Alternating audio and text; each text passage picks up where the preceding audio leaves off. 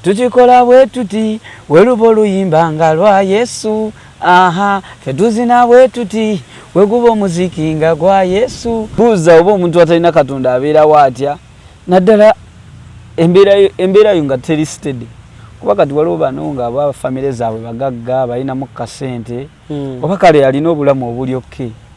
Embeera yo si nnungi. Oli bubi kigera n'ebya Katonda tobimanyi. Kubanga telisibye bikuwa essuubi. Twakola olimba n'amooti omubalanguzi olimba baluyita Mukama oli muyaayi. Kati nga nze mpolereza Mukama nga ngamba Mukama si muyaayi. Gye oli ku YouTube nene ku YouTube yange nalusangulayo. Nga ntidde.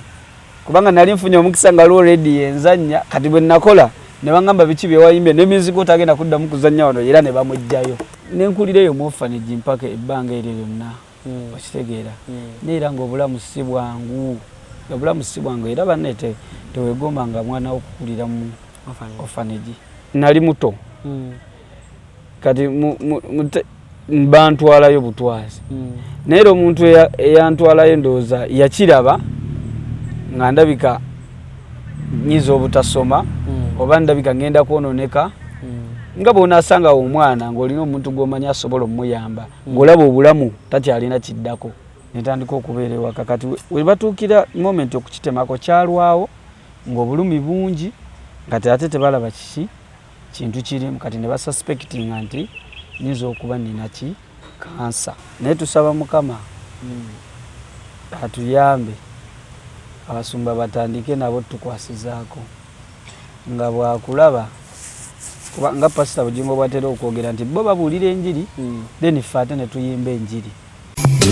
Nkwanjulira ekizimbe Yucha Heights ku Ntebe Road kuliko ekifo abaana we bazannyira ekiri munda giyite indoor kibayita Yucha Kids Paradise. Ekifo kiri safe ate kya mulembe nnyo era buli muzannyo gw'abaana mweguli. Kuliko Yucha Kids Corner edduuka ly'engoye z'abaana omuli buli kalonda yenna omwana gwe yeetaaga okwambala okuva ng'akyali mu lubuto ow'olunaku olumu ayavula atengerera atambula okutuuka waakulira taata ne maama basuubira okuzaala. Yucha Kids Corner ebintu by'erina season eno birungi nnyo era buli mwana kye yeetaaga bakirina ate nga ku bbeeyi ensaamusaamu. Ekizimbe kino kiriko ne hotel gye bayita Yucha Hotel and Suites. Erina ruumu ez'omulembe nnyonjo ate ng'abakozi bafaayo nnyo. Abagole mujje mufune obulamu obupya ku Yucha Hotel. Tuli wano ku Entebbe Road. Bw'oba ova Kibuye tuli opposite Book House awali Zion Offices. Ate bw'oba ova Entebbe tuli Kibuye nga tonnatuuka ku mafuta ga Total. Kuba ku ssimu 073 92 17 61 oba 0765 52 00 38. Jangu otulambuleko ozuule ekipya. Kale ku mukutu kwe tuli Cruise Exclusive Allen Cruise gemanya nyongero banirizaako yena gye musinzidde okubanga mutulabira. Mwebale nnyo mwebalire ddala. Happy New Year yonna mu nsi gye muli. Ali London, ali mu America, ali Canada, ali Germany, France, Dubai, Abu Dhabi,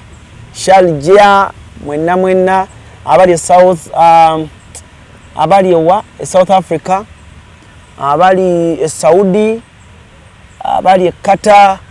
mwenna. Sajja wange ali management Qatar nkutumiddeko nnyo mu ngeri ey'enjawulo. Sajja wange oyo sajja mulungi nnyo. Tukulikirayo ddala muganda wange kansubire ate ebintu byatambula bya bulungi nnyo bulungi ddala. Ku Cruise Exclusive nabagamba ku bitone kwe tuli tetuvaako wamu n'okukwatira mu ku bavubuka. Mu mwana ayinza okubeera eyo nga alina ekintu kye naye ngola brand nnungi. Eri abantu abamu bagamba Cruise nkyazaako nga walaayi bwe naakukyaza. Nebyokola ku channel yo n'engeri gy'okola music ng'olinga asaagirira. So nga ate bwe okuwa omwana opportunity ng'olaba akola video ennungi akola audio omulungi ng'oli bwana agenda yagamba nti oli ayinza oganaga kati nze naabikola ntya nga tonkyazizza. Edda fuba okole music omulungi kola video ennungi nga nange bwe ndikomeninga omuntu ne mugamba nti gendako ku channel ya gundi olabe ku music we nga really ali worth watching. Nchaza abayimbi bangi aba gospel abayimba ku gospel Levikson, Kopi Blay, Pastor Justin, Pastor Bugembe, Carol, ano musajja wange wa Pastor Bugembe linnya ligenda yani nali wayimba mukwano gwange omuvubuka ayimba gospel asabi ali mu kwaya Damasco musajja wange Damasco mukwano gwange oyo bambi kwegamba naye gospel music anyumira nnyo ng'omuntu naddala abavubuka abasalawo ne bagamba nti katuweereze Mukama baba n'ensonga lwaki buli muvubuka aweereza Mukama buli omu yamanyi ku Mukama wamujje buli omu yamanyi Mukama gyamujja okumutuusa abantu bali nnyonyonyi naye nga muganda nga obulamu bwe bakuliddemu abantu batambudde amawanga ag'amaanyi kati nga bw'atunuulira gy'avudde ne gy'alaga nga Mukama abadde w'amaanyi mu bulamu bwe abaana bakulidde ku street abaana bakuze nga ba orphans kati so bw'osanga omuvubuka nga muto nga wa myaka gyaffe ng'ayimba gospel yekka togamba nti omuvubuka oyo ayimba biki abantu Mukama abajje wala muganda wange nina eri bulamu olunaku olwaleero he's a gospel artist naye era muvubuka muto kale bw'otunulatunulamu nagambye ne ŋŋamba naye eri bulamu ono mulaba abeerako Netherland eyo n'avuga ku kagaali awo ku street awo ne ŋŋamba naye eri bulamu ng'ojooga nnyo obulamu naye nenya eri bulamu naye ne ŋŋamba naye Pastor Bugembe naye yasooka okuŋŋamba bali naye gundi akwagala nnyo Pastor si Pastor Mama Makula. Yes. Makula. Mami yambeereddewo nnyo mami. Olimba. Ambeereddewo nnyo ye mukyala yansasulirako ku fees nga ngenda ku graduatinga nga nali nsoma bya travel and tourism natuuka nga ndi stuck nga sirina kiddako ate by then nali sinabeera na relationship nungi naye but I remember one time namusanga era nali ndowooza ngenze ku radio kati nenzija omubuuzaako nga mmanyi erinnya so nenkisanyukira nnyo kati natuuka nga ndi mu mbeera nga ndi sitaaka nga sina muntu wakuddukira neŋŋamba naye wayinza okubaayo omuntu ng'ali mu busobozi obusobola okunnyamba wadde kamureaching out neŋŋendayo nenjogera naye simply nanyamba nansasulira gundi eyo graduation fee ne gawuni nesente za gawuni zaali zinnemye era wali oyimba gospel era nali nyimba gospel esente za gawuni zaali zinnemye era nazo yandekerawo ebbaasa abaana bagimpe wow nenjikima by the way Susan oyo Susan Makulu oyo bwe ntandika omwogerako sheyinza okuggwa however buli muntu aba n'ebintu n'ensobi ze mu bulamu teri muntu ali perfect naye Susan oyo alina ekintu kye yankolera mu bulamu bw'ensi eno ndi kinyumya time bw'enaaba etuuse but kyanneewuunyisa and nagamba wow nze simumanyidde ebbanga ddene n'emyaka ebiri tegiwera nange simumanyidde ebbanga ddene kubanga n'emyaka gye naakamala mu music mitono ate mpulira yali akola ku radio kati radio sagigendako ndowooza nali nkyali eyo mu kyalo gye nakulira kati mutegedde wano nga tuli ku salt bambi mutegeredde naye abadde mukisa nnyo eri obulamu bwange ndowooza be bantu abamu bembeera eyo neŋŋamba nti ninayo omuntu ono akwagala nnyo kizibu nnyo kati kankubireko ekirala ne last concert yange gye nasembayo okukola nali mpulanize nga nina pulani gye nnina nga ya kifo kitono nnyo nga mbaze abantu bange nali mbaze nonyeyo ku bantu abasobola okumpa emitwalo ndowooza gyalinga 15 nonyeyo abantu ndowooza nga 4 oba nga 3 nga mureachinga directly kati we nagendako mu office ye aba nali ngeze nakola ki nangamba neggwe wemanyi omanyi kikyoli neŋŋamba kikyendi kugamba nambulira ebintu bingi nnyo actually show yali ebulayo ndowooza na wiiki emu yonna n'agikyusa concept yonna ne venue n'agikyusa n'agamba kati abantu bateeke ku zino ssente kyusa venue waliwo obadde awo wantu watono nnyo tosaana kubeera awo si olina okubeera waliwo amaanyi okusinga ku kyolowooza bino nga makula yabigamba n'akyusa buli kimu ne kikyuka venue n'ekyuka prices ne zikyuka ne poster ne bakola mpya ne ngiteekayo nampagira ne bambeererawo nga buli almost buli kyenjagala mugamba bugambi mami wano wakozeyo wati buli kimu ne bakisootinga interviews na buli kimu nangulako table najja ku show ne bajja ku show kwennyini ne muzeeyi omuntu no bwe tubyogera bino ebintu ayinza okugamba oba bapromoting amakula oba bayinenge but kankubuulire mu entertainment muno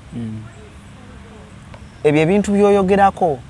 omuntu okukulinnyiramu n'akuteramu ebigere mu ebyo ebintu concert nga mikolo nga ja brand yo nga tebimukwatako omuntu atamanyi entertainment ino ayinza olaba ng'ebintu ebyangu but someone stepping in n'agamba nti wano bagenda kukulangira wano ngenda kusasulirako ekifo wano nze waliwo omukyala eyansasulira ekifo nga nkola show yange yasooka nagamba mukama ono w'amaanyi kale oli ayinza okuba nga abyebaza wano ng'agamba yasoose naye muganda wange ebintu ebyo binene mukalya kugambe kyali kyamaanyi era natuuka ku show nze nenkaaba n'okukaaba olw'ensonga bo bennyini bajja ne muzeeyi najja Master Bujingo nga baguze tables yajja ne banfuuwa ssente bajja kuvuddeko nze nange nali sikikkiriza muzeeyi najja mami yanfuuwa emitwalo 855 Amit Susan Pastor Bujingo nanfuuwa akakadde awo wennyini mu nfo najja ne ku stage n'agamba ngenda kukuwaayo miliyoni z'endala 2 tuva mu show jangu ku Lwokubiri n'ogenda nengenda nazikuwa nazimpa so kyali kintu kinene nnyo kubanga nze nali sikolangako show nebeera bwetu. It was a very successful show. Abantu bajja nga abantu bajjudde abantu bajjula kubanga by saa 12 wali tolina wotuula kubanga nze najja ku saawa 9 Sio yali Makerere, waliwo Makerere grounds waliyitawo ku UCF. Waliwo grounds ekibangiriza kinene nnyo. Kubanga nali nkitidde. Jukira mami yeyaŋŋamba nti kati osaana wano. Nze kola ki? Wesegedde. Kugamba kyali kinene nnyo yambeererawo nnyo era banne kantwale ndowooza guno omukisa omwebaza kuba mbadde kantwale guno omukisa omwebaza. Mami neyanziza nnyo era neyanza nnyo ne muzeeyi. Okumbeererawo sikuola olunaku lwonna naye ebbanga lyonna bazze bambeererawo jasinze n'okubeera nga mulinamu mu birowoozo ku bantu bensobola okuddukako in case of anything ekyo kyokka kimmala kya bugagga gyendi. Amina. Soko yogere ku concert yo nga tunatanga interview eno inayo concert endala eri bulamu wateeseteese nze nkubulye erino mwabatulabe eyo genda ku YouTube channel teekamu eri bulamu genda ulize ku music we. Oh my God, is a talented male gospel artist. Ayimba music owa gospel alimo obulamu aina life. Anyuma obulungi niwo bali niwe bayidira kukola buweereza. Amina. Omanyi abantu ambalowooza obuweereza olina okubanga oyimba music nga abantu bakuwa ssente. Music wa Katonda, music ow'okuweereza Mukama. Mukama yatusasula. Mukama yatusasula. Era nze kyolaba abayimbi ba gospel mbamba funye omukisa najja wano ngamba waawo Mukama mulungi. Kati kankubulira ekintu kimu omuntu asobola okugamba Mukama yakusasula Mukama akusasula ati ajja n'akuwaayo. Kati nange ekintu ekyo munene natuukako time nembeera depressed ne music naye nenfuna answer yaakyo. Actually era mami oyo yeyaŋŋamba because natuuka nga buli wempulira nga ndi frustrated nga munoonya oluusi ne bwe mulabako bulabi ne bwe mbeera mu environment yemu naye jase ebigambo byayogera bimmala okubeera nga nfunye amaanyi. So nagendayo naŋŋamba munnange eri Mukama oyinza okuba tolinawo olaga ne bakusasula nti bakuwadde $50,000 bakuwadde akakadde bakuwadde millions 2 ng'omuyimbi omulala bwe yandeetaaze oba nga abayimbi abalala bwe kiri ne Katonda alina engeri gy'atusasulamu kati ng'eyo gye njagala okumanya eriwa etya kati nabako ebintu byansongera byansongerako for example okubeera just obubeezi omulamu osegedde kyakubiri nti osobola okusanga omuntu kubanga fena kyetunoonya mu bulamu bw'ensi eno kubeera successful kubeera ng'olinamu akasente ng'olivinga obulamu bulungi Katonda asobola okukutemera ekkubo oba n'akuleetako abantu abagenda okugatta ku bulamu bwo naye ng'oli takuyise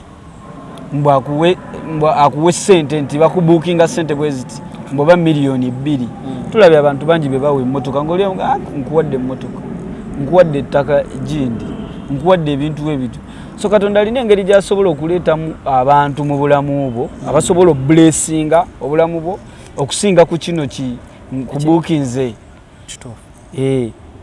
era nsinziira okuzzaamu baganda bange betuyimba nabo gospel nti tugume nti twongere tunywere olw'ensonga buli woweereza Katonda sitiba alina okukusasula bayinza obutakusasula mwene engeri ffe gye tusuubira era nze okuva mu mami we yaŋŋamba ekyo ekintu oli bwampita okuyimba sikyadda mu bino mbu sedemeka mbu biki ebyo nabivaako Katonda olina ebintu Katonda byakkoledde n'otunuulira gyakujje newootuuse nga walayo okumuyimbira ate omusedde kati gwe kyoba omanya era waliwo wenzirawo neŋŋamba naye bannange because nze boss nze abantu abamanyi obulamu bwange bubadde bukambwe nnyo ekisooka nze sakula na bazadde bange nabavaako nga ndi mu P3 nensoma mpaka wemmaze okusoma paka senior 4 nga siri nabo nga sente zensomerako omuntu azinsomesa simulinaako Luganda nga ne bazadde bange tabamanyi nnyo kiri awo tabamanyi segeera nga gye bali balamu kwegamba nkulidde nze obulamu bwange bwonna mbadde olw'abantu ng'abantu bebanyambako obwo obulamu obumanyi olina okubeera ng'ofiitinga mu buli mbeera nti kati ono waba yakututta ono waba yakulina ng'olina okufiitinga mu mbeera eriwo okitegeera okusobola okusurviving nenkulira eyo mu orphanage mpaka ebbanga eryo lyonna okitegeera neera ng'obulamu si bwangu era banne tewegomba nga mwana okukulira mu orphanage naye nze nganze natuuka time nenkyebaliza Mukama nti ate osanga singa saakulira eyo osanga obulamu kyaziwaza obulamu okutuuka ogenda mu orphanage no nali muto kati bantwalayo butwazi naye omuntu eyantwalayo ndowooza yakiraba nga ndabika nyiza obutasoma oba ndabika ngenda kwononeka nga bw'onaasanga omwana ng'olina omuntu gw'omanya asobola omuyamba ng'olaba obulamu takyalina kiddako. Wali myaka emeka olwo? Nali muto dda nkugambye nagenda nga ndi mu P3. Nagenda nga ndi mu P3 kati awo wentandikira kubanga orphanage eyo yali Namuŋŋona n'ekyuka ne bagula ettaka eyo ebbombo bayitawo Migadde. Kati ne tukyuka ne tuvayo ne tudda Emigadde. Twali by then twali tulina ennyumba emu gye tusulamu kati ng'ennyumba eyo baatuyirawo carpet like yonna baagisiba carpet eni carpet ey'ekyoya kati nga buli omu bamuwa akasuuka ke so time y'okwebaka weetuuka buli omu tugwa bugwi fena tewali nti oba ki fena nga tugwa wamu naye nga tuli bangi nga tuli ndowooza nga tulinga 10 naye nga muli mu nnyumba emu kati nga bw'ofikka carpet oba ogenda kwebaka kabalaza kati ate kabalaza tewali carpet kati abamu baddanga miti nga bw'olaba environment gye tulimu nga wano waliwo omuti ng'oli asobola okulinnya omuti n'abaako engeri gye yeewogoma n'akeesa so yeyo embeera eyali mu kusooka Eriawo migadde oba oli ku Bombo Road nga wakayita Matugga wali wakafa bakayita Kigogwa kati migadde yeddakaawo kati organization eriawo waggulu bagiyita Bulamu Children's Village. Wojja Bulamu wojja because nerinnya lyave so haso yali y'amaanyi nnyo time neetuuka nga tulya kimu okitegeera muli bato naye mulya kimu kati time neetuuka nga Katonda atuwadde omukisa nga tulya bibiri naye nga tulya kombine tulya kyamisana na kyaggulo tetuli eno wansi naye nga kombine kyentegeeza nti emisana ekyemisana buugi then ekyeggulo kawunga kombine obulamu bw'ensi eno. So munnange Katonda n'atuyamba n'atuyisaawo awo ebintu ne bijja nga bikyuka mpola mpola organization Katonda n'agiwa omukisa n'etandika obulamu ne butuuka time ne bubeera nga bweyagaza nga munywa ku buugi obulimu sukaali amata buli kimu ne kikyuka bayethawe buli kimu ne kikyukira ddala organization n'ebeera nnungi naye just nti actually abantu tebamanyi na lwaki nze Bulamu lwaki natuuka ne neetuuma Bulamu eri Bulamu neetuuma gwe eriya nze Elijah okay. Kati ekyantuumisa Bulamu nti eyo organization gye twalimu actually nze neebala ng'omuntu eyasinga okubonaabona mu eyo organization oba ensonga nti naye embeera yange ey'obulamu natuukako time nga ngenda nakufa olw'ensonga nali ndwala nnyo kati ebifo bwe bityo olina okuba nga tolwala olw'ensonga ojja kulwala nga medical attention ntono oba nga teriiwo kati nga ekisooka kyosobola okukola Katonda kyasobola okukuyamba bukubeera nga tolwala kati nze nalwala nnyo. I remember one time bantwala okunkuula erinnyo mu ddwaliro erimu ne bampa student bantwala mu lya gavumenti ne bampa student kati omuwala bwe yankuula erinnyo nerirekayo ndowooza some part kati bwe nakoma ojjukira kati nga weeri nti wali si wa maama wo si wa tatawo mbw'ogenda kuddukira wa maama mugambe ettama ate likyannuma lisooka nembeerawo awo ng'obulumi bungi time neetuuka neri affectinga affectinga nentandika okubeera nga buli kumakya ng'omuntu bw'onookera n'osenya kati nga nze ate buli kumakya nkeera lyazimba ettama kati neribeera affected kati nga buli kumakya nze nkeera kuwanda musaayi nga bonaakola booti nga bonaasenya kati nze nga nkeera kusooka kwekamulamu masira buli kumakya kati time yatuuka nekyaffectinga neri nettama kati nembeera nga buli kumakya okusenya nsooka kunyiga masira nze amatama gonna ne gakyuka ng'ate nekino ekibireeta tebannakijjamu. Kikutwalira obudde bungi okwekolako naddala bw'otuuka ku kukola akasige teweraliikirira. Prem Touch Makeup Studio be bakugu mu kukola obusigo obuwangaazi mu bika eby'enjawulo okuli microblading nga kano kawangala okumalira ddala emyaka 3, microshading nga kano kawangala okumala emyaka 5, saako ne combination ya microblading ne microshading. Ku Prem Touch Makeup Studio tukola ne facial okendeeza amasavu okuggyako obusundo, tattoo tukola permanent hair removal okosaako ne body waxing. Prem Touch Makeup Studio tusangibwa ku Ginger Road ku kizimbe kya Toban Center omwaliriro ogusooka Suite 51, 52 ne 53 nga wakava ku Food Hub. Okumanya ebisingawo kuba ku Note 755 536 697 oba Note 773 878 669. Prem Touch, where beauty meets precision. So embeera nentabukako nnyo nituuka time bwe bampa eddagala eriyambako okukaza amasira na biki ate lyanziba mumwa kitegeera nti bwe lyali likaza kati lyakaza nnyo muno kati ate omumwa ne gukola ki ne guziba completely nembera nga sikyalya nga nywa bunywi era nga nywesa kaseke ate nga nakaseke nsooka kanyiga nenkibeeramu ebbanga ddene nze natuuka ne neekyawa obulamu bwe natuuka eyo ne neekyawa baganda bange abalala neekyawa bazadde bange nenkyawa buli omu kubanga natuuka time nga ndaba ngenda kufa nga te tewali muntu yenna yenna gwe nsobola kaabira ebintu ebiri serious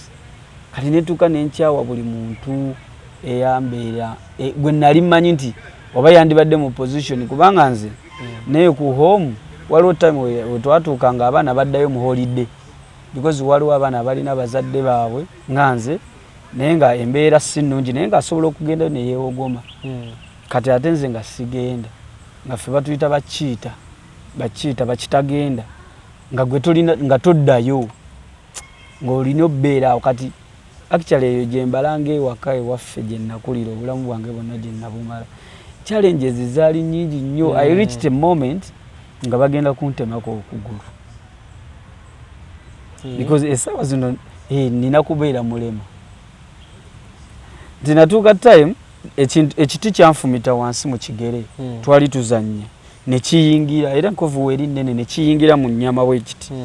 kati bwe kiyingira mu nnyama ate ne kitavaayo eno ate neno wansi nga tekiriiyo ne kibeera omwo munda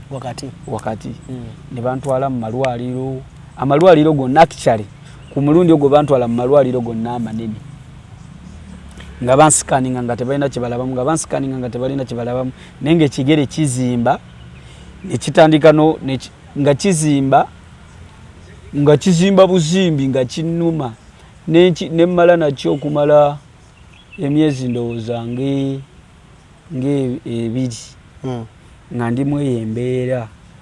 kati time netuuka ne bagamba ono because natuuka nga sikyasobola nakuconcentratinga mu kirasi because essomero lye twali tusomerako baali baliyita bibbo nga ate tusomera namuyembe kati ng'omusana guyinza obbayitamu kigere ne kitabuka kati nga amaziga gampitamu abasomesa ne bangoba mu kirasi kati natuuka time nga sikyasaana kutuuka ku ssomero nga nina kubeera waka netandika okubeera ewaka kati we batuukira moment okukitemako kyalwawo ng'obulumi bungi nga ate tebalaba kiki kintu kirimu kati ne basuspectinga nti nyinza okuba nina ki kansa oba nga ngenda kufuna kansa so by then omwami yali atutwala nanyina organization bamuyita Uncle Joseph Rubega era mwebaza nnyo kubanga yataasa nnyo obulamu bwange yali taliiwo yali ali bweru kati bano abantu abaali baliwo bali in charge waliwo abazungu nga bamuyita Chris ne Rihanna ne social worker bamuyita Antrini ne banzirusa mu ddwaliro okukola eyo final gundi oba banzijjako ekigere okugulu bakuggyeko nsiremu oba ntusome ntandika okusoma mbeere nga ndi fine kati bwe natuuka eyo ne bakola bulungi empapula biki gundi zonna ne babitegeka bulungi nga bagenda kukola ki kuntemako okugulu naye nga beetaagako omuntu omukulu ali responsible okusayininga kwezo pepa nga tebannakola ki nga tebannantemako okugulu kati ne bamukubira abagambe awa abasawo go ahead oba akole obujulizi obuli verbal maybe kati ndowooza n'agamba mulindeeko antiiru nga nkoze eki nga nkomyewo then tulabe ekyokukola oba tunakutemako so munaye bwe yakomawo obulamu ne busigala nga butambula nga bulijjo n'agamba tebagenda kukutema tusooke tujjanjabe ne tujjanjaba n'abeera nga nvuga buli luvannyuma lwa nnaku 3 nga ndeeta e Kampala ne bakidressinga ne baddamu ne bankwatamu ne bateekako ku ddagala buli luvannyuma lwa nnaku 3 nga ndeeta e Kampala ne bankolako okugulu time netuuka one time tulina gye twali tulaze eyo okuyimba waliyo kibaali bakoze nga bakita burning bush nga tugenda mu masomero ne tuyimba ne tukuba ebyuma kati nze nali nkuba nnyo ebyuma kati kwolwo time ne mbagamba kangende kasita ntuula wamu ne nkuba piano ne tugenda kati bwe natuuka eyo waliyo abantu bangi kwegamba abawala biki okitegeera kati nga ndaba okubeera omulema nga kirina engeri gye kale nga mpulira bubi nti nze sisa kuyimuka sisa kutambula ndi ku miggo saagala abantu bandabe kati nekaza ne ngamba ku mulundi guno ngenda kutambula bano tebalina kundaba nti ndi mulema sigenda nakutambuza na muggo ngenda kitambuza ekigere nenguma time yatuka ya lunch nengira emiggo nenjirekawo nembuzabuza nga atali mulema nentambula nenkitambuza nengenda ku line y'emmere nentambula nempulya ngasa nengo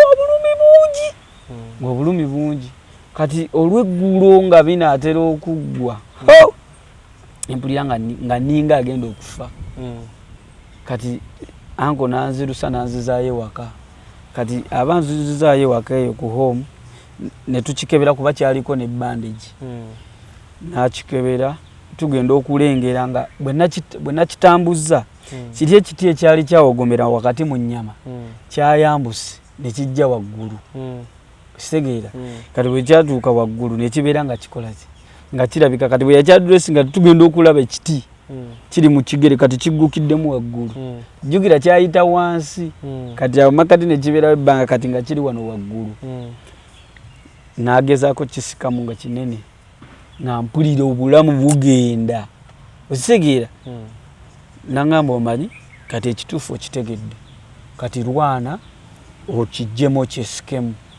kuba naye kennyini yalaba nga obulamu buli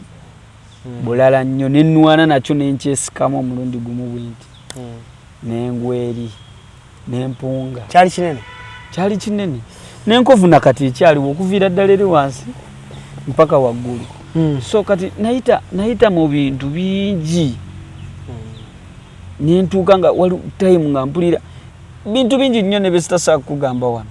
okitegeera naye nga tebantreatinze bubimba oba okitegeera because uncle waffe yamakinga sure nti tuli bulungi nti agezaako okuteekawo embeera wadde embeera yo teyali nnungi naye ye nga atuteerawo embeera ennungi so kati natuuka time nenkyawa abantu nenkyawa buli kimu nga ndaba obulamu mbulimu nzekka mu nsi ate nga ndi muto naye mwana nebaza kati bwe najja eri erinnya kati bwe navaayo because Katonda atandika okukyusa olugero lwange ebintu bingi kati neŋŋamba naye lino erinnya linina okubeera nze definition kubanga okubeera obubeezi omulamu ekyo kyamagero kati nina kwetuma bulamu era nze bulamu nga kati n'abaayo era bampita bulamu ne anko kennyini ampita bulamu eyatukuza so munnaye Katonda akoze ebintu bingi nnyo mu bulamu bwange azza nkyusa najja nga nkyusa n'okutuukako okubeera wano Alan because tewandintegedde kuba ffe twakulira eri mu kyalo twabeeranga mu orphanage nga abantu bajja okutukyalirako ninga babatunuulira mu butuufu nga balaba temulina kiddako kitegeera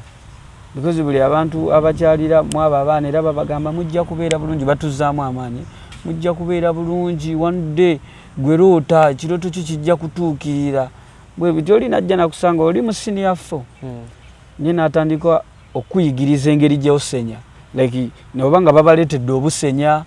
n'eddagala ly'amannyo kati ne babazza wali ne babalaga nti oteekako bwoti eddagala n'osenya okitegeera kati ojjukira oli mu senior 4 naye omuntu engeri gy'akulabamu alaba nga n'okusenya olabika tosenyanga nako kwegamba akuwa kipya okitegeera ng'obulamu bw'engeri gy'abulaba nga tewali kiddaku naye nga naawe mu bulamu bwennyini naawe bw'otunula bwoti n'otunulira future n'otunulira nejova nga walayi naawe layiti olaba ntono layiti era olaba ntono abantu boolaba ku TV boowulira ng'ogamba naye Mukama nze nkulaba ne Pastor Bugenda kati gwe nga naawe bw'oweraba mu kiseera ekyo oba bwe wali olaba ng'osobola obeerako ne Pastor Bugenda kati gwe tomanyi ngamba bannange era Katonda w'amaanyi bwe ntusinzira ne ngamba abantu nti mbuuza oba omuntu atalina Katonda abeerawo atya naddala embeera yo nga teri steady kuba kati waliwo bano nga aba famire zaabwe bagagga balinamu kasente oba kale alina obulamu obuli okke oyo asobola ndowooza kubanga oluusi ayinza okuba tamanyi ngaoba abazadde oba tebamufuddeeko nnyo amanye Katonda ne kati embeera yo si nnungi oli bubi kitegeera n'ebya Katonda tobimanyi kubanga tirisibye bikuwe essuubi ebya Katonda Katonda akwessuubi ogumira kwawo kati nze bayidayo n'ebintu ebyennyambanga nze nasabanga nnyo nga tuka time nga awo ku home mwalinga mu department nga waliwo discipleship ababuulira enjiri kati nagijoyininga netandika okubeera nga mbuulira enjiri kati nga tuyitamu ne tugenda ne tubuulira n'enjiri ku kyalo kati n'enjiga nga ndi mu discipleship nga ndi mu praise and worship abasinza n'abatendereza kati nembeera nga nkola ki ng'era nnyimba okuyitamu kati nga waliwo ne music department abakuba ebyuma kuba twalinawo instruments zonna era nze mmanyi okukuba ebyuma byonna perfect okuggyako omulere ate nagwo ekyagunnemesa nti omusajja gwe baleeta otuyigiriza yali alina amayuga nga ettama ddene kati nga bagamba ofuuwa omulere bw'oba oyagala gukugukamu olina okubeera ng'oyo omusajja kati nga nze nafuna dde experience y'ebintu by'amatama so nesitaguyiga naye ebyuma byonna ebisigadde byonna byonna mmanyi obikuba so kati nenyigira mu byuma nenyigira mu praise and worship nembeera mu disciple kati waliwo be baali bayita ba prayer warriors nga bazukuka saa 10 ne basaba mpaka saa 12 kati munagenda ku ssomero kati abo nemba joininga nitubeera nga tukalakata essaala ate nga jukira tulina okusoma kati nenyigira mu buli kintu ekyali ngaawo buli kimu gwe nga buli kyomanyi nti Katonda nga ngamba oba Katonda alimpeera mu kino omukisa oba ali mu kasita ekijja nga opportunity weeringa yakuyiga nga mbeerawo n'enjiga netandika oyiga ebintu ebyo byonna ebyuma era Katonda obulamu bwange engeri gyabukyusizza abukyusirizza ku ebyo ebintu mweyo layini mweyo nti bwe nayiga bino ebintu bya discipleship ebyokusaba omukisa gwe nasooka okufuna okutambulako okuva mu ggwanga Uganda nali ngenda South Africa bali bantutte kusoma ebyo bintu ebya discipleship nengenda nensoma ministry bagiyita Erero Ministries bakujjawo era ku home anti kati home eyo twafunamu ba sponsors kati omukyala yali sponsor ngo ba mama wange twali tulina yali atuyambako abantu babiri n'omulenzi omulala bamuyita The Voice Dennis Mugerwa naye muyimbi wa gospel so ne tufuna omukisa anko n'atuteerayo akatiba n'agamba bagende gwe omulundi gwe twasooka okugenda nengenda nembisoma nenfunamu gundi certificate bangaki just yali workshop yali ya myezi ndozanga ebiri nenfuna certificate byonna ng'olaba Mukama w'amaanyi byonna nga Mukama w'amaanyi kati ne gundi eno n'ebyo ebya music kati nze kankubulire kankuweyo obujulizi nafuna omukisa okusomera mu ssomero one of the biggest school in the world bagiyita Berklee School of Music liri based in the US naye center yayo oba home ennene entuufu eri Gabon era ne bansasulira nengenda okusoma music era still awo mwere essomero Gabon yes nogenda nengenda nembisoma nensoma sound engineering music and sound engineering era ndi sound engineer by profession ti sound eri omumanyi nti obeera ku kivu n'owuliriza bwoti noga sound oyo nga mufu mbimanyi by professional ate nti ne bwe nali sinabisoma by professional nali ndi mu system nga mmanyi engeri gyekola ki tugende sound by professional nti eno mu orphanage nafuna omukisa okwetabamu ebyo bintu kubiwayalinga kubikanika nembyetabamu kati ngenda okugenda mu ssomero ng'olwedde nina idea kati ate ne bambangula bubanguzi nembeera nga ngenda okuvayo nga maze okusoma ne bampa gundi ne batutikira ne batuwa certificates ne diploma because nafuna omukisa nengendako ku Kampala Music School nensoma nenfuna ka certificate kati already nagenda nina certificate so nenfuna diploma nensoma music era mumanyi nnyo n'ebyuma era by the way ebimu ku birooto byange naddala nga ebintu byemplanning okukola after concert eno pasa eriyo ngenda kusoma ezimeka eriyo nnaku z'omwezi nga 11 omwezi gwennyini lugenda kukola kumeka lugenda beera lwa mukaaga wa ku MTN Arena e Lugogo.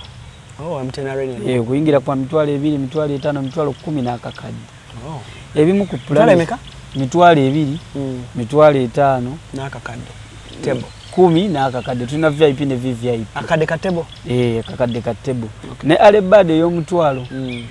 So kati ezimu ku plan ze nnina nga mmaze okukola sheni. Njagala kutandikawo workshop e Kampala wano. Ngesomesa music naye ng'eyambako nga teri best nti tukyajinga sente naye nga eyambako ku bantu abaagala music oba abawulira nti balina we basobola okutuuka ku lwa music naye nga tebalina busobozi nga workshop eyo ebayamba era natandika dde okuŋŋaanya instruments ewaka ninayo ndowooza gita nga 6 acoustic guitars, bass guitar, solo guitars, byonna piano ndi mugezaako bigger than Katonda bwanyamba concert eno nekola bulungi. Sente zange zonna njagala zitandikamu that workshop. Eberenga eyambako abantu abagala okuyiga music. Mu ngeri yonna abagala oyiga instruments, abagala okuyimba because twagala gikola nga tulina abagala okuyimba vocal session nga tuleeta ba professional ba John King nga bajja ba training abantu vocals nga tuhayaringa ba professional DJs nga tulina DJing gundi nga nabo webali abayiga okukuba instruments nteno piano class and guitar class byonna nga biri mu hub biri mu kifo kimu. It is my dream kyenjagala okukola. Wow. Yes. It's a very big dream. Yes. Esi mukasya kano kankwanjulye mami gadgets abakola emiramu education gadgets zonna mu Uganda balina tablets z'abaana zonna mu bikanga Samsung, Apple, Origimo ate nga balina n'esina keyboard. Balina ebimotoka by'abaana, ebimundu, essaawa, bags z'abaana, bottles, container ng'ogasseko ne building blocks. Balina headsets z'abaana, balina smart watch zonna ate nga ziri original. Balina wireless charger ate nga basisinkanibwa wali ku Pioneer Mall eduka li PA11 ate ng'osobola bakubira ku 0703 69 69 04. Gambye ekikwasagana education gadgets zonna oyina kwekwata mami gadgets kubanga yasinga. Kati nkulaba ne Pastor Bugembe. How do you meet Pastor Bugembe? Who is Pastor Bugembe mbulamu bwo? Munange ebyo byonna byali birooto. Byali birooto naye ndabye Katonda munenga atuukiriza ebirooto. Nyinza okugamba nti sijjukira mulundi gwe nasooka mu meeting. Because nabeeranga mu environment mwabeera. Okitegeera tube namanya nga abeera ku church neekuumirangaawo ku church ebiseera ebisinga bwe navaayo eri ku ekitegeeza wava ku home ng'oli mulokole? Nava ku home nga ndi mulokole naye saalokokerawo already home yali Christian based naye saalokokerawo because najja ndi muto kati okulira mu system nga tokola ki tobimanyi ogenda bugenzi n'ekiriwo naye bwe natuuka nga batubulidde enjiri ne mmanya Katonda kyeki nendaba n'ebintu byempise mu bulamu nendaba nga mbutuufu ono bw'ataba Katonda tewali muntu mulala yenna nenziramu nenjatula. Oyatulirawo? Nenjatulira obulokozi nayatulira eyo ku home ku organization gye nayatulira nenziramu nenjatula obulokozi neŋŋamanya nti kati ntandise olugendo lwange olw'obulokole. Okitegeera naye nga nze bwe navaayo eyo ku home natukira wa John Mary waliwo omulenzi waliwo omuyimbi mwami actually mukama asasire muyimbi bamuyita John Mary yali alina ka studio bajjanga ku home n'ayimba kati bwe ayimba ate twali twalabako oluyimba lwe ku TV kati ye muntu gwe nasooka okulabako physically ate ne mulabako ne ku TV kuba nali mmanyi abantu ababeera eno ku TV oba bo batondebwa batya like nga bo kati ye namulabako ku TV kati ne mulabako ne mu buntu kati ne mwesibako ne mwesibako abeera at least muganda wange kati yali alina studio ne Kampala era yankolera oluyimba lwange olwasooka era nalunkolera ndowooza yanzijako zaali 14 eza Uganda eza Uganda kuba zonna awamu transport n'ebisigadde nalina zaali 2 kuba nakozesako transport n'ekyokulya ne transport anzizaayo zaali 2 kuba nalinawo 15 mtoto so yankolera oluyimba lwange olwasooka kati bwe najja e Kampala gye natuukira ewuwe gye natuukira naye nga nsula mu studio nali nsula mu studio kuba ye yali alina akazigo ke nga katono nga kasingo lumu ate yali alina girlfriend kati nga nze sisobola kukola ki kuinterveninga naye nga waliwo space ya studio okitegeera ate nga nze namanyira okusula wansi nga ndaba ekiriri ekiwedde emirimu so munaye nentandika okusula ku studio nembeerawo nebbanga ddene actually ekyatuuka okunzijjawo nalwala nentuuka nalwala oba kyali ki nga nsesema nentuuka nga nsesema omusaayi kati ate John Mary nga yalina okunfaako kati ng'afuuse maama ne taata ekyokulya oba muba mulina omulinda era nga temusukka kikomando na Rolex ate nga naye oluusi ayinza obutalabikako ku studio kati naye yali haso ndala naye nandabirira nga n'eddagala lyasobola okukwafodinga okugulira Panado kati oba olwadde ki oba olwadde ki Panado yabajja okukwata so gye natuukira nandabirira nentandikira awo mpolampola kwatako Chris Banno omugambe ndi ku show nentandika munnange awo okuyimba nendikodingo ennyimba zange awo actually awo mu biseera ebyo ne Atini we yajjira kyava abantu bambuuza nnyo nga mubondinga nnyo ne Atini music asinga ino omukolera wa Atini osabira ku church nsabira ku church bagita Christ the King Pentecostal Church Christ the King eri Nansana ya musumba bamuyita Gerard Kyeyune ne mukyala we Ruth Kyeyune n'abaana baabwe bakyeyune Jose osaba buli Sunday nsaba buli Sunday era ndi muweereza mu church oli mu choir asiri mu choir naye ndi ku music department so ne okuwandika gwe wandikira ennyimba zo nze muneewandikira luyimba ki olukuleeta oluyimba olwandeta baluyita bwetuti ye hiti yakuleeta lwelimba kubanga lwelimba lwange lwe basooka okuzannyako ku radio nange kenyini nenduwulira ngenda okutuuka mu bantu nga balumanyi kuba eyo radio baali bagiwuliriza nnyo abalokole kati nga bw'okola spirit kati nga bw'okola ekivulu like bw'ogenda ku show nga yabalokole abo abali abani nga tundi baba bagimanyi abalokole mulimu abali abani abalokole mulimu abali abani no by then kati eyo radio yali ezannya abani music Spirit ya Luzungu right yes yali ezannya abani music kati nga bakolayo obuvulu n'engenda n'ennyimba kati show gye nasooka yali era wa Pastor Bugembe yali ya muyimbi oba baali bamuyita oba muyimbi Maga Ivan oba yeyo show nga kyaki ekyali neno waggulu agundi eyafa Elvis asima Elvis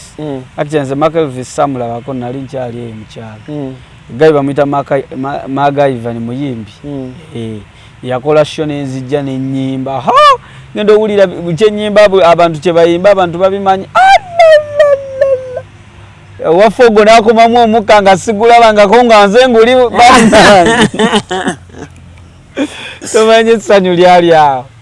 ng'abantu bayimba oluyimba lwali lugenda lutya tukikola bwe tuti weluba oluyimba nga lwa Yesu aha ffe tuzina bwe tuti weguba omuziki nga gwa Yesu aha yokola nojja mu verse kati nga backsiraga nga backsiraga ebiseera backsiraga yali aliko nga tune ngoma atini je yankubidde okisegeera nga verse gamba bweti eri bulamu okuva we nategeera Mukama nayingira n'atuula ddala mu mutima banabbi ne balagula ensinyira zeggula kati gwani yannemeso zinanga bwenjagala batuzoleya nga batujereganga mu chachi amazina ge twazinanga zino ennyimba ze twayimbanga zikijjanga kike ekitiibwa kya Mukama abatujerega kati obudde bukedde n'ebitaala kati ndaba bitadde okuva benakkiriza tetuva mu mawulire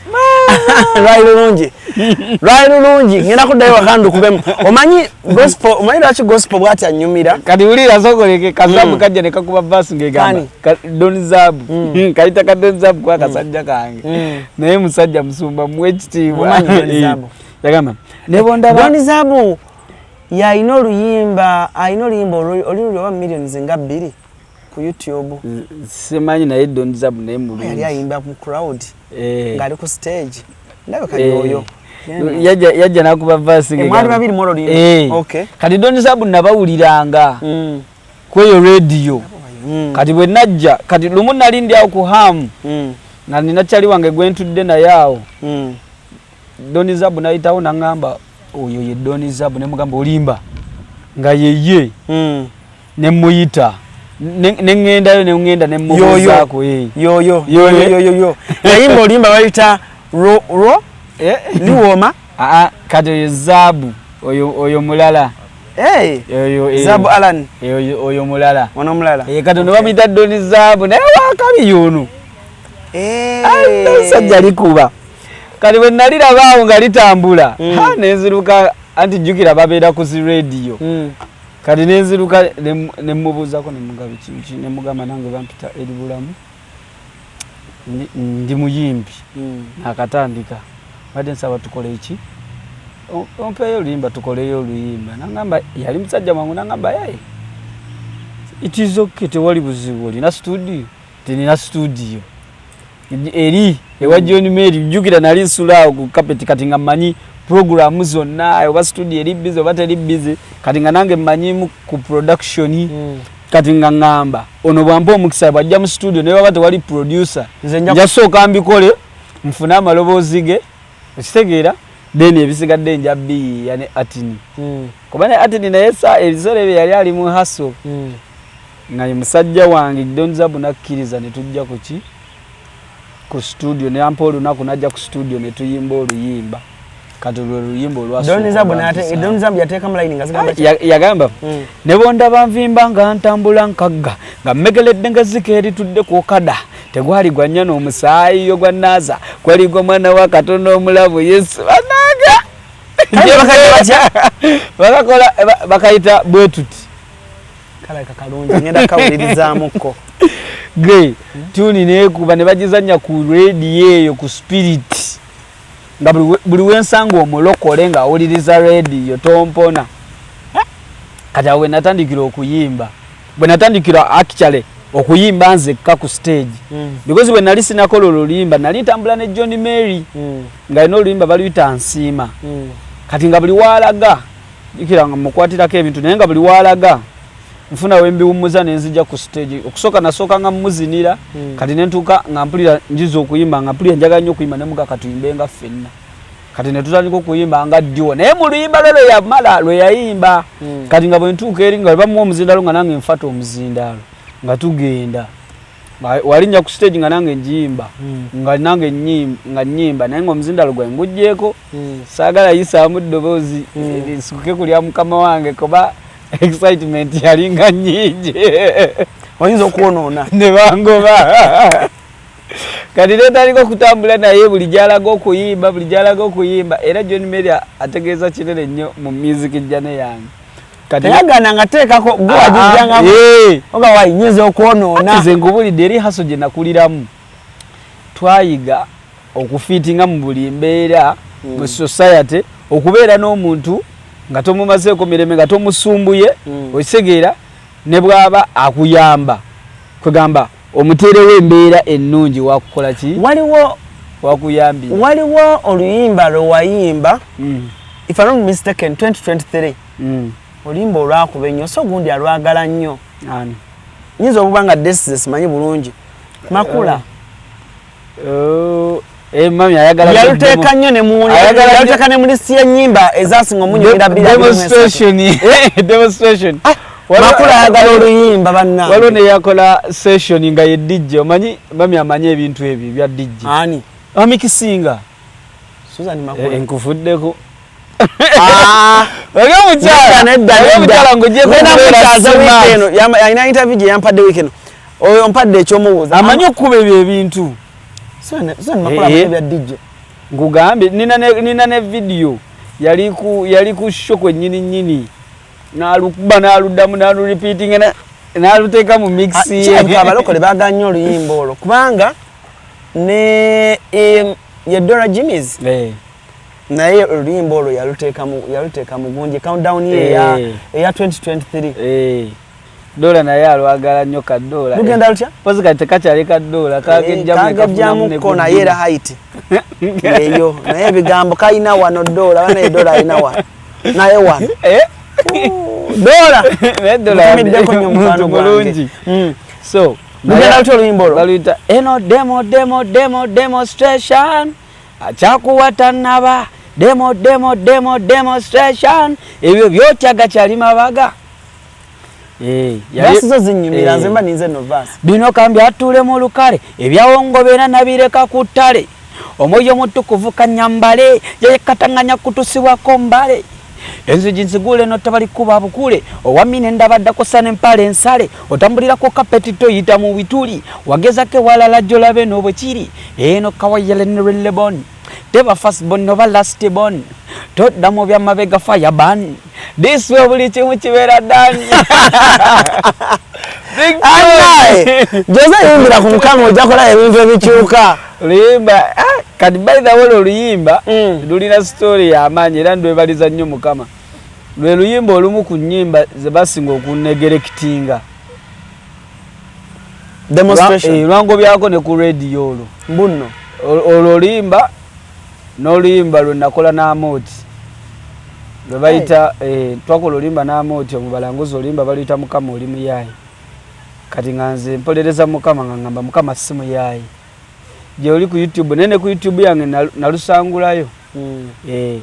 nga ntidde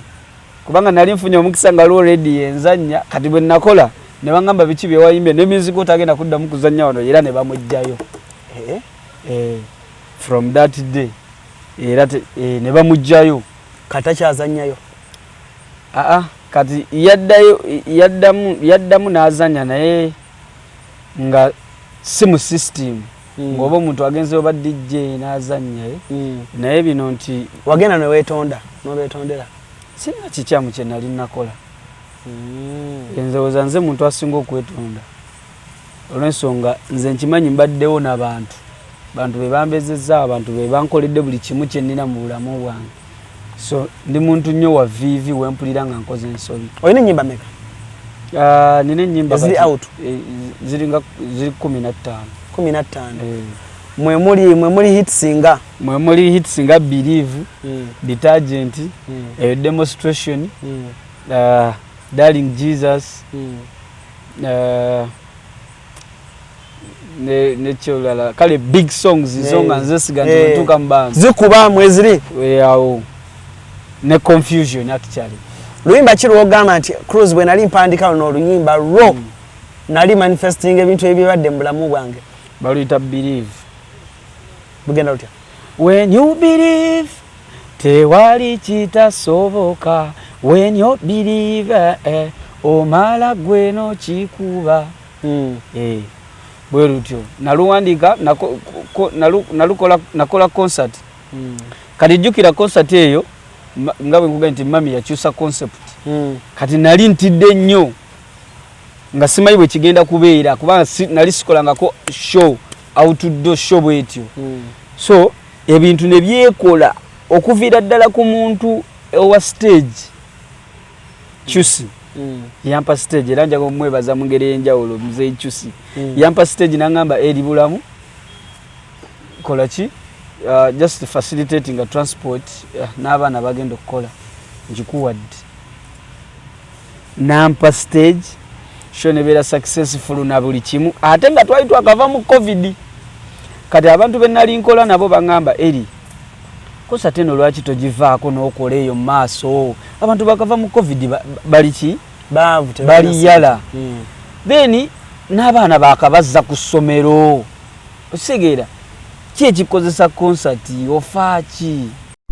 wano ku Hasi Beauty Parlor tuli bakafulu mu kulabirira n'okuyoyota ensusu tukola facial ne tukupepeta ka face ne kawewera nga aka baby tusiba n'okola enviiri mu buli musono songa mu kukola pedicure ne manicure tuwekansa tusala enviiri mu buli musono ate bwe kituuka mu kukola makeup tetumanyiyo mulala tuli muyenga ku Tank Hill Road okulira na Italian Supermarket mu basement essimu tuli ku noti 72 682 953 teweerabira saluni egenda okujjayo bulungi bwo n'ekitiibwa kyo ye Hasi Beauty Parlor,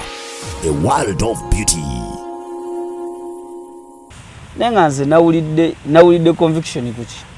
ku mutima okisigera actually n'abantu abamu benali nkola nabo abamu awo bambulekingirako ne banvaako nga balaba tugenda mu kiswalo sure bantu bali yala nga ate kirabwa na buli omu okisigera n'abaana because banga erigwe audience yaba abantu abasinga okwagala baana ba masomero kati ate bazzeeyo kuki ate si holiday munnange abantu abamu ne bavaako kati ebintu ebyekola olwamala gundi bwenti naddukirawo mu studio nengamba tewali kitasoboka omala n'okikuba bituntu ki ebinene byoyimbyeko byogamba nti Katonda w'amaanyi olaba nayimbako ku kituntu kya Pastor Musumba bw'ati oba Pastor bw'ati kati ekituuti kya Pastor Bujingo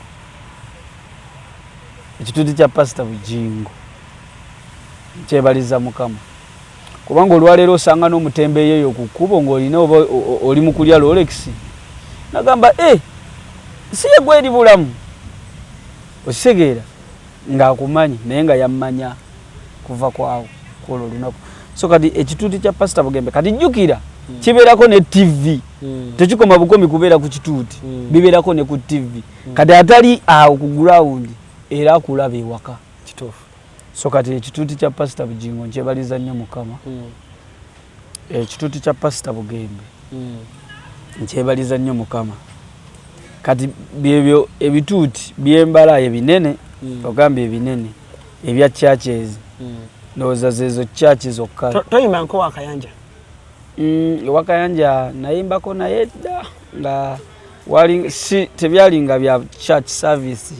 wabangayo ebintu by'abavubuka bye bategese nzitegedde ezibakolanga ezo days ate wa kufanelo mbadde sinafuna mukisa naye nga nawo nandiyagadde okuweereza awantu awo bannange buli muyimbi wa gospel ayagalako okuyimba ku fanero bambi big up to Apostle Grace Apostle Grace agresinze ebivulu by'abaana ba gospel ebisinga bayerawo ekituufu mu attendance nga waali no finance oba supporting actually bwemba ndabye kuba pastors it is Apostle Grace ne Pastor Bujingo Pastor Bugembe naye akoze bulungi nnyo naye atubeerera kizibu nnyo omuyimbi kabe wa Sachula at least abawadde platforms kugenda okuministeringa ate ne mu buntu abaddewo najja n'ayimba kubanga abayimbi ba gospel I believe abasumba bano okubabeererawo kimekinga kinene nnyo ate munne tekirimu mu basumba era bw'osanga omusumba akikola ng'abo boomenye okyebaliza nnyo Mukama olw'ensonga tekirimu munnaye mu basumba simanyi lwaki naye tusaba Mukama atuyambe abasumba batandike nabo tukwasizaako nga bwakulaba nga Pastor Bujingo bwatera okwogera nti bo babuulira enjiri then ffe ate ne tuyimba enjiri n'amanya nti kati noono muweereza munne alina wasobola omuyambako Katonda jaba alina watadde gospel music. Gospel music ona akutambuza atya mu nsi eno? Nze sitoma. Kucha gospel music sitoma era sijula. Nebaza bwe baza Mukama. Otambudde ensola gospel ono. Olwa gospel. Olw'enjiri. Olw'enjiri. Myezi ebiri obesa ebiri. Badde Netherlands. Ngekyantwala. Music ogwa gospel. N'oyimba. Nenyimba. Ensi neewulira. Ate nga ne January omwaka gwennyini guno era nali eyo Netherlands, France guno gwennyini anti guna 225 no mpozi tuli mu 224 esegera omanyi nga tukyalooke so gubadde mwaka mulungi sitoma nze ne gospel music sitoma. Katonda abadde w'amaanyi gy'oli. Katonda abadde mulungi nnyo era nzikiriza nti guno ate gwe twayingiddemu gugenda beera mulala titufune ne ku ssente eziri solid n'ebintu ebikwatwako ebiri solid byolaba because nze nagamba Mukama njagala onkozese ng'omuntu antunuulira nandaba n'agamba Katonda ng'oli jasi bwandaba amanyirawo nti Katonda nga just presence yange yokka esobola okumakinga omuntu okuwa obulamu bwe eri Yesu Kristo. Kyekiro yegundi yange gyensaba Mukama nti omuntu bwandaba era kyovulaba Katonda omanyi lwaki nkugambye nti ntuuka time neŋŋamba nti sejjusa nkyebaliza bwebaliza Mukama olw'ensonga nakulira mu orphanage nti Katonda ankoledde olugero nankolera olugendo nga bw'oluwulira ng'oli mu mbeera oba gye nayitamu oba gye mbaddemu bw'otakyuka obaako n'ekikyamu. Kankubuuze eri 224 nga si nnyimba zo ku bavubuka abali mu myaka gyo abayimba gospel bino twogera mazima tuweereza Mukama watalina mu music w'abalokole tebiriyo ebintu bya beefu luyimba ki nga si luyimba lwo lwogamba nti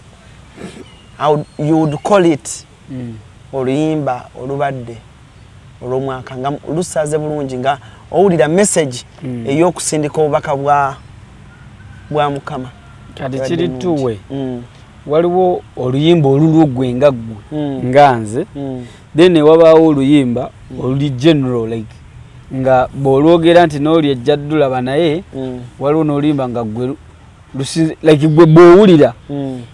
maturity n'ebisigadde kati gwe weeyawulire nga bw'otuwa nti luno lusudde wano luno nze ntwadde wano kati ndowooza biggest song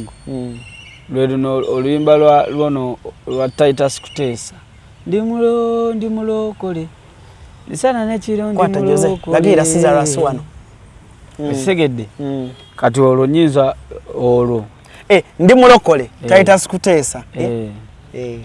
Titus olubadde lwa 2024 lubadde lwa 2024 kyendowooza kuba erusinza wamma ne concert agikoze mu guno yes wamma ndi mulokole simanyi oba 2024 naye nga ndi mulokole ayeka yali wa 2023 alayika ali wa 2023 naye asinze kukola 2024 yalufulumya ngo omwaka gugwaho okay then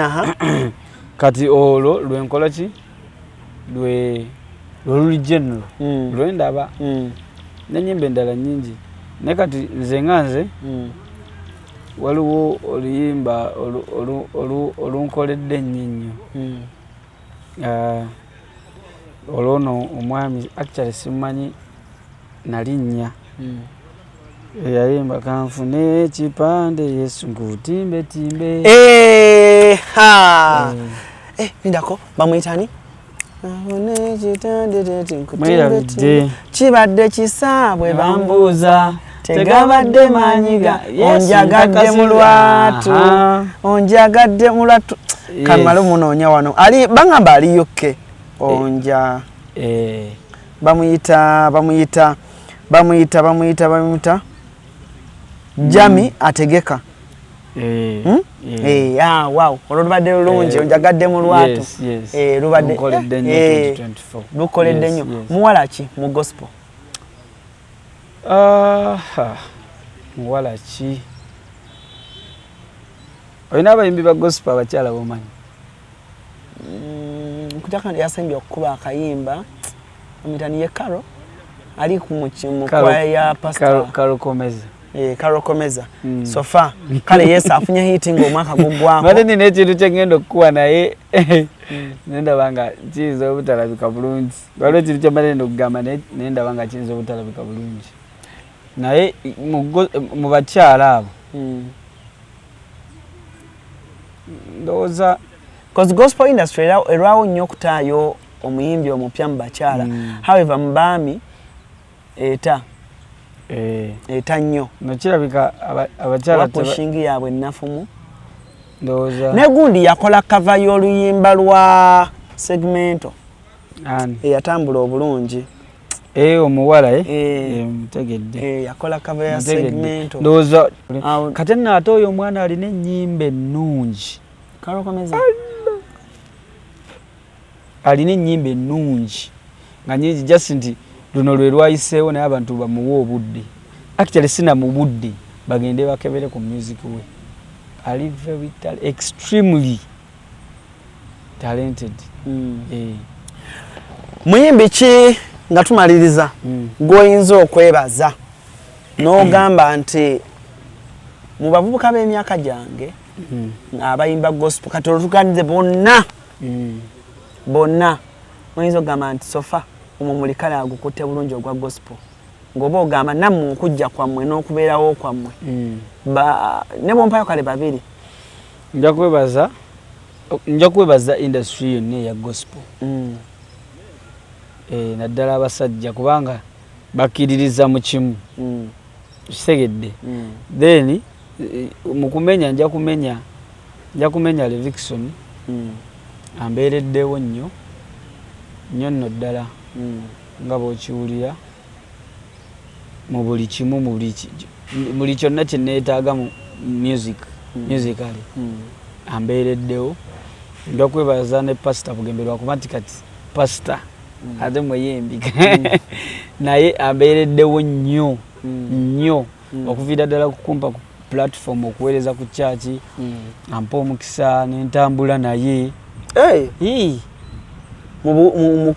mu buweereza kati nakola oluyimba naye baluyita kwarakwara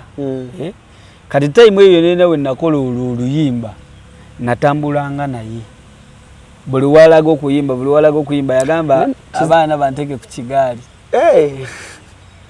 netambula naye buli era 31st y'omwaka guli yali enzise abasajja bakuba ebivvulu kivvulu ku kivvulu ng'ate alina okuyingiza omwaka aba prayer wave ye Busaabala ng'alina fellowship e Busaabala naye ejjuza ekisaawe waliwo entinda naye ejjuza ekisaawe ne ku worship house kadande nga alina okuyimba ewa pastor Serwadda alina okuyimba ewa pastor Kiganda alina okuyimba eno simanya eno waliyo bebekulu simanya wali kati nga ebiddu nayimba nempulira nga ng'akooyi so naye mulungi nnyo akoze bulungi nnyo mu music jjani akasente ofunyemukko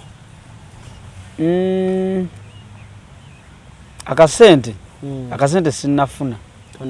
naye Katonda ambiseeko akasubi nti omuntu wandaba alaba ssente kitegeera andaba alaba ssente naye era siri bubi wemba nga nsobola okusula mu kayumba kenjagala kempulira akammala akalimu buli kyenjagala nsobola okuvugamu akamotoka akatono akalungi osotuuka mu nsi gy'oyagala nsobola okutambula nengendako mu nsi gyenjagala kati nyinza okuba sinnafuna zigula nnyumba zigula ttaka zikola biki naye at least ndi hatsiri waliwo ali awo nga yeegombaawo ate walabako ku bulamu nga tosobola kati era kino kimpa essuubi lingi nnyo ly'amaanyi nti kati ate wanaawaddako era kyovulaba nze ngenda kuweereza Mukama n'obulamu bwange bwonna. Amina. Babulire dates za concert tugenda kubeerayo wiiki ejja olw'omukaaga. Wiiki ejja ku lw'omukaaga. Okay. Emiryango giggulwawo ssaawa 6 ez'emisana. so twateeseteese bulungi okuyingira 2,000 5,000 5,000 VIP 10,000 VVIP ne table ya kakadde then waliwo ne alebadi kati abantu abanajja bonna before saa 8 kuba emiryango giggulawo saa 6 abantu abanajja before saa 8 tusawa 8 abo nabona balina alebadi ticket ku ey'omutwalo so twateeseteese bulungi twateekeredde bulungi security buli kimu stede buli kimolede kiri cleared for rehearsals nzikoze era nkyazirimu natera zimala bumazi ndi ready abayimbi Pastor Bugembe agenda kubeerayo Livingstone agenda kubeerayo Grace Morgan agenda kubeerayo Aikizodas agenda kubeerayo Titus Kutesa agenda segmento bonna bagenda kubeerayo tugenda kukola show eno ya kunyumirwa Sara anayimba bannange ali Sara najemba aligenda kuyimba by the way omuyimbi yangamba eri ku concert yo sagala kuyimba buyimbi naye noonya kiki ensobola okukola Sara yes era yansubizayo ku supportingayo kasente actually nzijukiza bwe nvano kangende enkano gende wasewadda Sara munanga international worshiper omwana Sara international worshiper she's a good friend of mine Bambi wow muwala mulungi nnyo Bambi mama waffe Makula n'abayo mami agenda kubeerayo mami agenda kubeerayo yaguze da table table ya mami kati setagana jigira mbugenda mumubeerako just kastanjogera naye nangamba ebisigadde kale yes njagala okubeebaza mwenna abagubaddeko omukutu timwebale nnyo mwebayire ddala nkolera no ku Makindye Forest Park kifo kirungi nnyo kiriranye kooti e Makindye mu kaseera kano munzikirize tuwummulemu katono nnyo bwe tunatukomawo tujja kumuna omuyimbi omulala naye nga eri bulamu ye tumugyeko omukono obudde buno so aiza wenjagala n'okwebaza maani neyanziza webala olw'omukisa guno I don't take it for granted actually nze n'olunaku lwewaŋŋamba nali sikikkiriza because ebbanga lyonna mbadde nga nkulaba Livingstone ng'akunnyanjulira gagamba Alani omulezi wange oyo Livingstone anyanjudde nnyo abayimbi ba gospel kati jukira kati basta naye nze erinnya lyo sooka oddiwulira yali Mami Susan Makula ye yaŋŋamba naŋŋamba Alani waliwo omuvubuka bamuyita eri bulamu biki nali ngenzeyo ku Soul TV ku kimeeza namugamba okuwa abayimbi ba gospel abasinze n'akuteeka mnayi ani eri bulamu mami anzikiriza kati mami amanyi music amanyi kye bayita music lyrics bino sima bidongo byonna kati ye asobola okwawula na biti kati akwagala nnyo anjagala nnyo kale n'olw'ensonga eyo bannaye saagala kusukkako wano olunaku olwaleero musibe bulungi mweraba nkwanjulira ekizimbe Yucha Heights ku Ntebe Road kuliko ekifo abaana we bazannyira ekiri munda giyite indoor kibayita Yucha Kids Paradise ekifo kiri safe ate kya mulembe nnyo era buli muzannyo gw'abaana mweguli kuliko Yucha Kids Corner edduuka ly'engoye z'abaana omuli buli kalonda yenna omwana gwe yeetaaga okwambala okuva ng'akyali mu lubuto ow'olunaku olumu ayavula atengerera atambula okutuuka waakulira taata ne maama basuubira okuzaala Yucha Kids Corner ebintu byerina season eno birungi nnyo era buli mwana kye yeetaaga bakirina ate nga ku bbeeyi ensaamusaamu ekizimbe kino kiriko ne hotel gye bayita Yucha Hotel and Suites erina ruumu ez'omulembe nnyonjo ate ng'abakozi bafaayo nnyo abagole mujje mufune obulamu obupya ku Yucha Hotel tuli wano ku Entebbe Road bw'oba ova Kibuye tuli opposite Book House awali Zion Offices ate bw'oba ova Entebbe tuli Kibuye nga tonnatuuka ku mafuta ga Total kuba ku ssimu 0743 92 17 61 oba 0765 52 00 38 jangu otulambuleko ozuule ekipya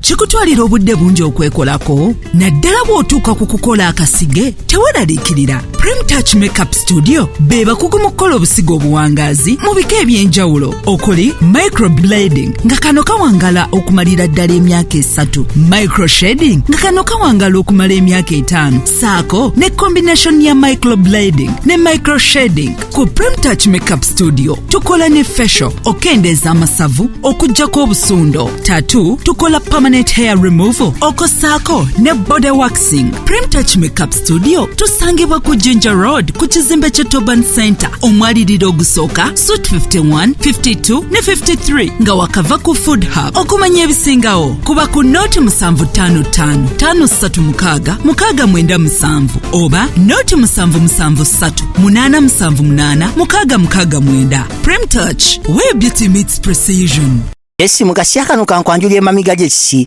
abakola emiramu education gyesi zonna mu Uganda balina tablets z'abaana zonna mu bikanga Samsung, Apple, Origimo ate nga balina n'esina keyboard. Balina ebimotoka by'abaana, ebimundu, eshaawa, bags z'abaana, bottles, container ng'ogasseko ne building blocks. Balina headsets z'abaana, balina smart watch zonna ate nga ziri Origino. Balina wireless charger ate nga basisinkanibwa wali ku Pioneer Mall edduka li PA11 ate ng'osobola bakubira ku 0703 69 69 04. Gambye ekikwasagana ne education gadgets zonna oyina kwekwata mami gadgets kubanga yasinga.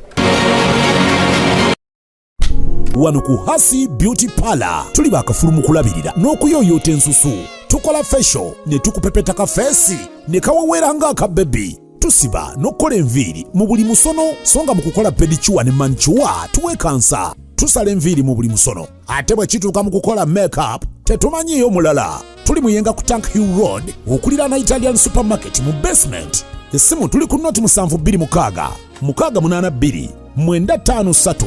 Teweerabira saluni egenda okujjayo bulungi bwo n'ekitiibwa kyo ye Hasi Beauty Parlor, a world of beauty.